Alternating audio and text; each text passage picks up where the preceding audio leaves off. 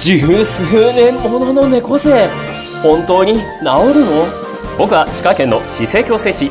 猫背は曲がった背中に目が行きがちですが、背中だけに何かをするのではなかなか効果が出ないんです。まずは初回来院時、猫背矯正3ヶ月後、全身の筋肉を機能的に働かせ、日常生活でも負担がかからないようにすることが重要です。四つ倍になり大きく背中を丸めます。背中に息を入れるように息を吸います。手のひらを上にして腕を前に伸ばします。